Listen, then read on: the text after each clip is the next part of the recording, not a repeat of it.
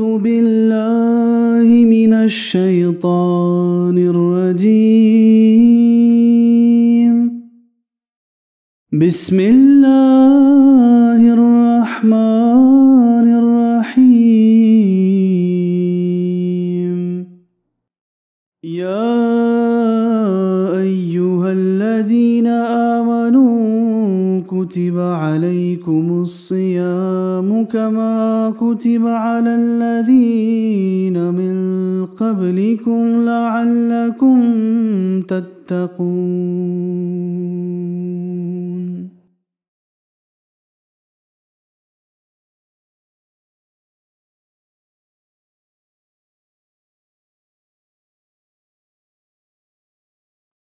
اعوذ باللہ من الشیطان الرجیم بسم اللہ الرحمن الرحیم۔ خاکسار کے آج کے درس کا عنوان ہے مالی قربانی کی اہمیت۔ اللہ تعالیٰ قرآن کریم میں فرماتا ہے یا ایھا الذین آمنوا انفقوا مما رزقناکم من قبل ان یاتی یوم لا بیع فیہ ولا خلۃ ولا شفاعۃ والکافرون هم الظالمون۔ اے ایماندارو، جو کچھ ہم نے تمہیں دیا ہے اس میں سے اس دن کے آنے سے پہلے کہ جس میں نہ کسی قسم کی خرید و فروخت، نہ دوستی اور نہ شفاعت ہوگی، خدا کی راہ میں جو کچھ ہو سکے خرچ کر لو، اور اس حکم کا انکار کرنے والے اپنے آپ پر ظلم کرنے والے ہیں۔ ایک اور آیت میں اللہ تعالیٰ فرماتا ہے الذین ينفقون اموالهم باللیل والنہار سرا وعلانیۃ فلہم اجرهم عند ربهم ولا خوف علیہم ولا هم یحزنون۔ کہ جو لوگ اپنے مال رات اور دن، پوشیدہ بھی اور ظاہر بھی، اللہ کی راہ میں خرچ کرتے ہیں،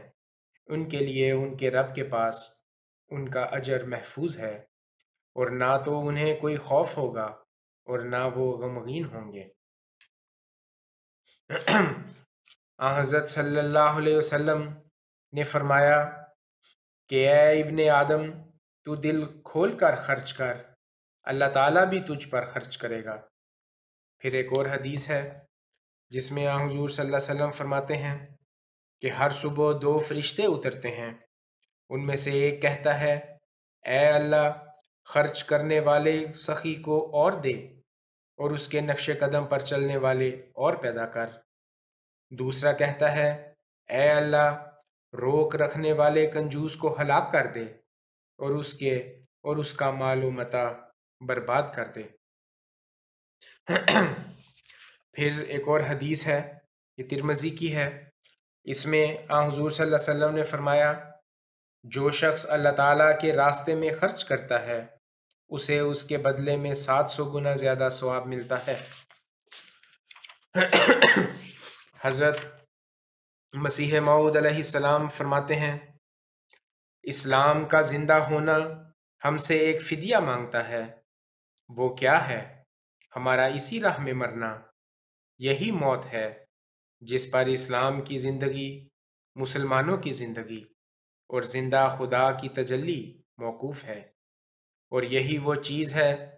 جس کے دوسرے لفظوں میں اسلام نام ہے۔ اسی اسلام کا زندہ کرنا خدا تعالیٰ اب چاہتا ہے، اور ضرور تھا کہ وہ اس مہم میں عظیم کے روبراہ کرنے کے لیے ایک عظیم الشان کارخانہ جو ہر ایک پہلو سے مؤثر ہو اپنی طرف سے قائم کرتا۔ سو اس حکیم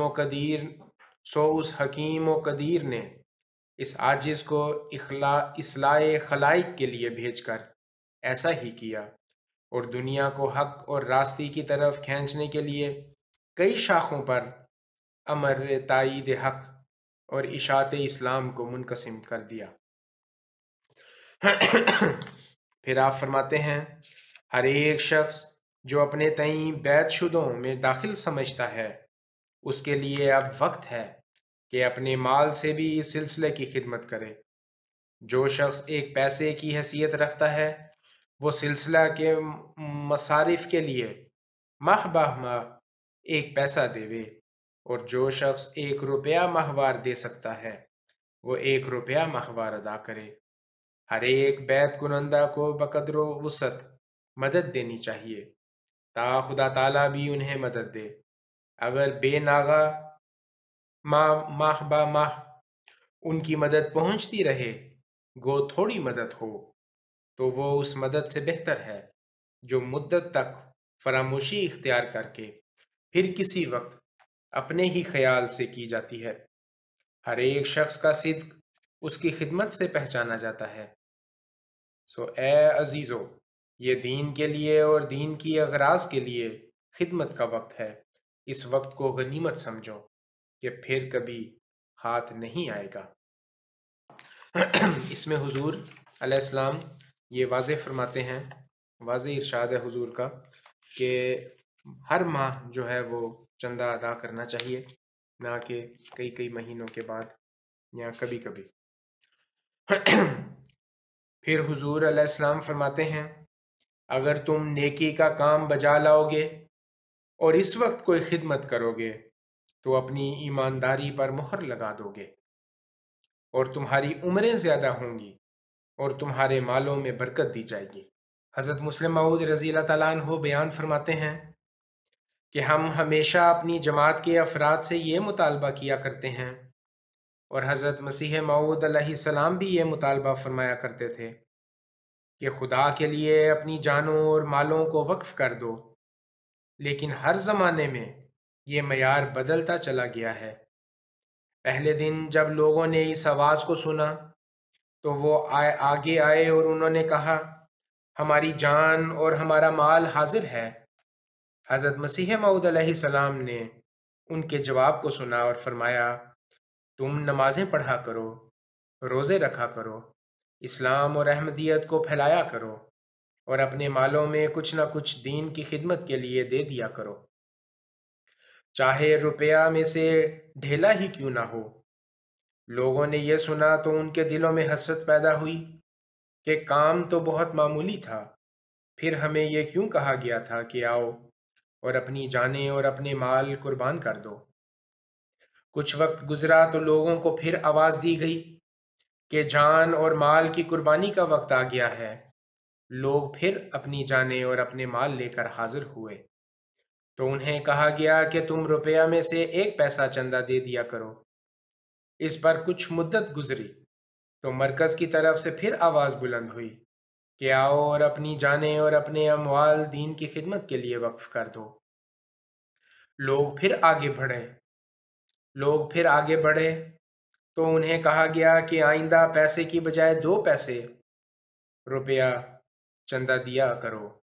یہ حالت اس طرح بڑھتی چلی گئی۔ ڈھیلے سے آواز شروع ہوئی، پھر پیسے پر پہنچی، پھر 2 پیسے پر پہنچی، پھر کہا گیا کہ اب 2 پیسے کا بھی سوال نہیں، 3 پیسے دیا کرو۔ 3 پیسے دیتے رہے تو کہا گیا اب 4 پیسے دیا کرو۔ پھر وقت آیا تو کہا گیا کہ اپنی جائیدادوں اور اپنی آمدنیوں کی وصیت کر دو، اور اس وصیت میں بھی کم سے کم 10ویں حصے کا مطالبہ کیا گیا۔ پھر کہا گیا کہ 10واں حصہ بہت کم ہے، تمہیں 9واں حصہ دینے کی کوشش کرنی چاہیے، اور جن کو خدا تعالیٰ توفیق عطا فرمائے وہ اس سے بھی بڑھ کر قربانی کریں۔ وہ لوگ جن کو خدا تعالیٰ نے سمجھنے والا دل اور غور کرنے والا دماغ دیا ہے وہ تو جانتے ہیں کہ ہم کو قدم بقدم اس مقصد کے قریب کیا جا رہا ہے جس کے بغیر قومیں کبھی زندہ نہیں رہ سکتی، لیکن بعض لوگ اپنی نادانی سے یہ سمجھتے ہیں کہ یہ قربانی اور اثار کے الفاظ جو متواتر استعمال کیے جاتے ہیں حقیقت سے بالکل خالی ہیں۔ قربانی اور اثار کے مالی لحاظ سے صرف اتنے معنی ہیں کہ روپیہ میں سے آنا دے دیا یا آنا نہ دیا تو 1.5 آنا دے دیا، اور وقت کی قربانی کے لحاظ سے اس سے صرف اتنے معنی ہیں کہ 24 گھنٹوں میں گھنٹہ یا 1.5 گھنٹہ دے دیا، اور ان کی نظروں سے یہ بات بالکل اوجھل ہو جاتی ہے کہ کسی دن سچ مچ ہمیں اپنی جان اور اپنا مال قربان کرنے کے لیے آگے بڑھنا پڑے گا۔ بالکل ممکن ہے کہ آخر میں جب حقیقی اور سچی آواز خدا تعالیٰ کے نمائندے کے منہ سے نکلے اور خدا تعالیٰ کی طرف سے یہ فیصلہ ہو جائے کہ وہ آواز جو آج سے 40-50 سال پہلے بلند کی جا رہی تھی اس کا حقیقی ظہور ہو، تو اس وقت غفلت کی بنا پر جو مرور زمانہ کی وجہ سے تم پر طاری ہو چکی تھی، تم میں سے بہت سے لوگ یہ گمان کرنے لگ جائیں گے کہ اب بھی جان اور مال کی قربانی کے معنی روپیہ پر 1 آنا چندہ دینا یا 1.5 آنا چندہ دینا ہے،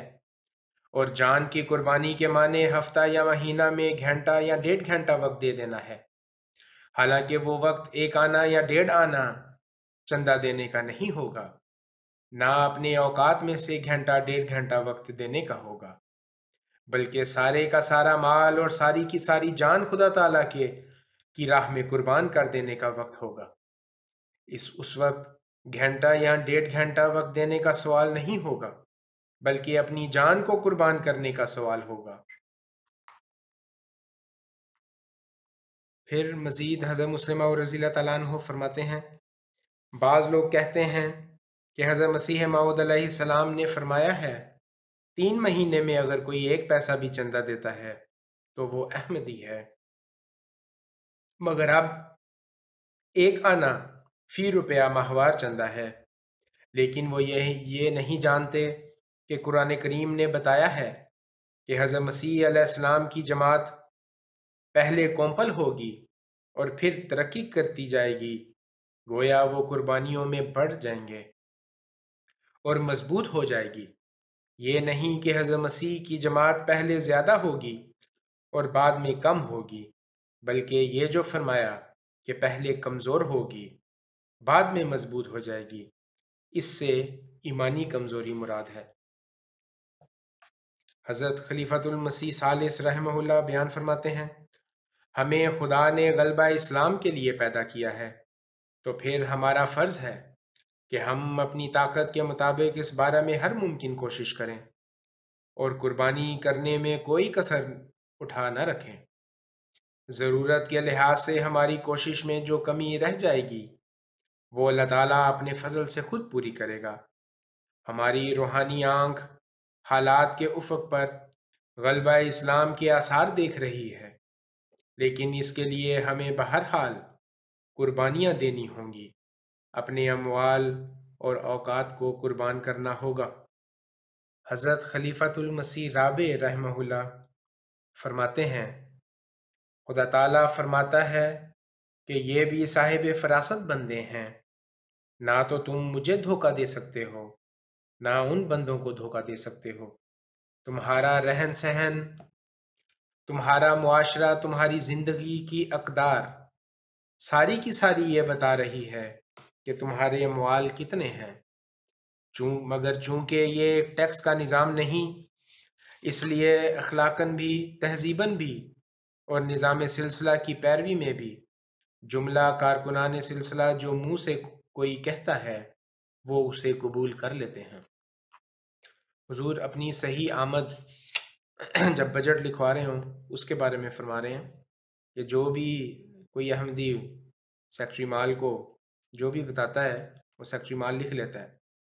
یہ جانتے ہوئے بھی قبول کر لیتے ہیں کہ یہ شخص کہنے والا اپنے قول میں سچا نہیں ہے، لیکن واقعات جو گزر جاتے ہیں وہ ایسے تمام دھوکے دینے والوں کے لیے انتہائی خطرے کا موجب بن جاتے ہیں۔ ان کی ساری عمر کی قربانیاں رائے گاں جاتی ہیں،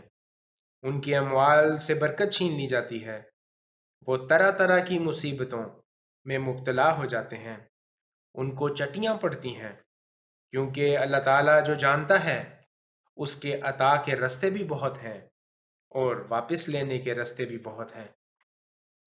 رزق سے جو برکتیں ملا کرتی ہیں، چین اور تسکین اور آرام جان کی برکتیں، وہ برکتیں بھی ان سے چھین لی جاتی ہیں۔ بسا اوقات ایسے خاندانوں کے اموال ان کی آنکھوں کے سامنے ضائع ہو رہے ہوتے ہیں، وہ کچھ نہیں کر سکتے۔ پس اللہ تعالیٰ جو دینے والا ہے وہ رازق ہے، اس کے ساتھ صدق و سداد کا معاملہ کرو۔ تمہاری قربانیاں بھی کام آئیں گی، اور ان قربانیوں کے نتیجے میں تم مزید فضلوں کے وارث بنائے جاؤ گے۔ خدا کی راہ میں خرچ کرنے سے تم کیوں خوف کھاتے ہو؟ یہی تو وہ خرچ ہے جو تمہاری آمد کا ذریعہ ہے، اور یہی تو وہ خرچ ہے جو برکتوں کا موجب ہے۔ حضرت مسیح موعود علیہ السلام کے زمانے میں آپ کے صحابہ میں سے جنہوں نے تھوڑے تھوڑے مال بھی آپ کے حضور پیش کیے، بعض نے بڑی بڑی قربانیاں بھی کیں، لیکن ان سب کے خاندان اللہ تعالیٰ کے فضلوں کے دنیاوی لحاظ سے بھی ایسے وارث بنے کہ وہ پہچانے نہیں جاتے، اور حیرت انگیز طور پر ان کے اموال میں برکت دی گئی۔ شرح میں بعض کا کمی ہو سکتی ہے جو چندہ عام ہے، اس میں حضور فرماتے ہیں کہ میں نے تو بارہا یہ اعلان کیا ہے کہ اگر کوئی شخص اتنا نہیں دے سکتا جو شرع کے مطابق ضروری ہے تو صاف کہے، اپنے حالات پیش کرے۔ چندہ عام ہے وہ خلیفہ وقت معاف کر سکتا ہے، اور میں کھلا وعدہ کرتا ہوں کہ جو دیانتداری سے سمجھتے ہیں کہ میں نہیں پورا اتر سکتا، میری شرح کم کر دی جائے تو اس کی شرح کم کر دی جائے گی، لیکن جھوٹ نہ بولیں خدا سے۔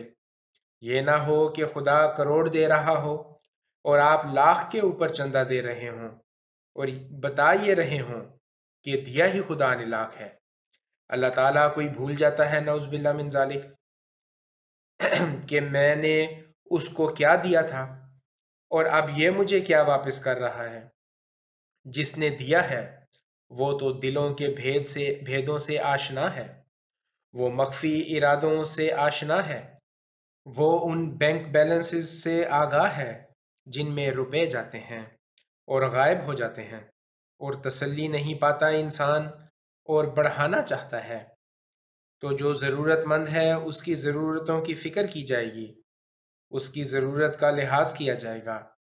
اس کو خوشی سے اجازت دی جائے گی۔ بلکہ ایسا ضرورت مند احمدی جو چندہ نہیں دے سکتا، امداد کا مستحق ہے، جماعت کا کام ہے جہاں تک ممکن ہو اس کی مدد کی جائے، لیکن خدا سے جھوٹ بولنے کی اجازت نہیں دی جا سکتی۔ حضرت خلیفۃ المسیح خامس اید اللہ تعالیٰ بنصرہ العزیز فرماتے ہیں، ایک حدیث میں آیا ہے کہ رسول اللہ صلی اللہ علیہ وسلم نے فرمایا، قیامت کے دن حساب کتاب ختم ہونے تک انفاق فی سبیل اللہ کرنے والا اللہ تعالیٰ کی راہ میں خرچ کیے ہوئے اپنے مال کے سائے میں رہے گا، لیکن شرط یہ ہے کہ یہ خرچ کیا ہوا مال پاک ہو، پاک کمائی میں سے ہو، کیونکہ اللہ تعالیٰ کے ہاں سے اتنے اجر گر لینے ہیں اور اپنے مال کے سائے میں رہنا ہے، تو گند سے تو اللہ تعالیٰ ایسے اعلیٰ اجر نہیں دیا کرتا۔ اور جن کا مال گندا ہو،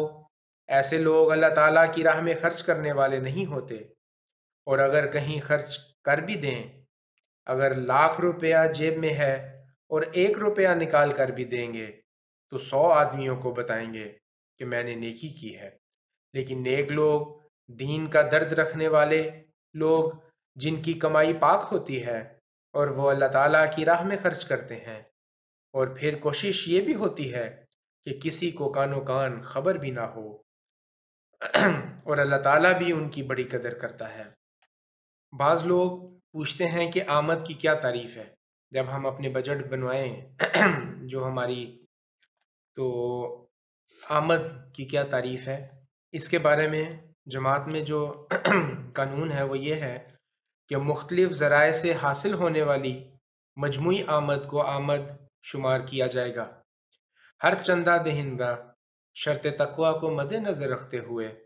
اپنے اخلاص اور ضمیر کی کسوٹی پر باشرہ چندہ ادا کرے گا۔ مکان وغیرہ کے کرائے اور اس قسم کے متفرق چیزیں وضع کرنا جائز نہیں ہوگا، یعنی کہ جو مکان وغیرہ کا کرایہ ملتا ہے، وہ بعض لوگ کہتے ہیں جی ہمیں نہیں آتا، وہ ڈائریکٹ بینک سے مکان کو چلا جاتا ہے مالک مکان کو، تو وہ جو ہے وہ آپ کی آمد کا حصہ ہے، اس کو وضع کرنا جائز نہیں ہوگا۔ آخر میں میں حضرت مسیح موعود علیہ السلام کا ایک مختصر سا اقتباس پڑھ کے اپنے درس کو ختم کروں گا۔ حضور علیہ السلام فرماتے ہیں، کیسا یہ زمانہ برکت کا ہے کہ کسی سے جانیں مانگی نہیں جاتی، اور یہ زمانہ جانوں کے دینے کا نہیں بلکہ مالوں کے بشرط استطاعت خرچ کرنے کا ہے۔ آخر میں اللہ تعالی ہمیں توفیق دے کہ ہم کما حقہ اپنے اموال خدا تعالیٰ کی راہ میں خرچ کرنے والے ہوں۔ آمین۔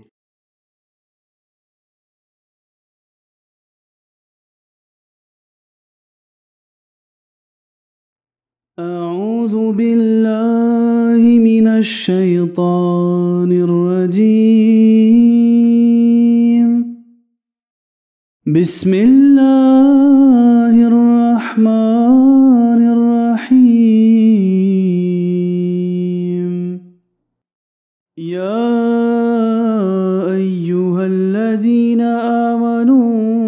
كتب عليكم الصيام كما كتب على الذين من قبلكم لعلكم تتقون.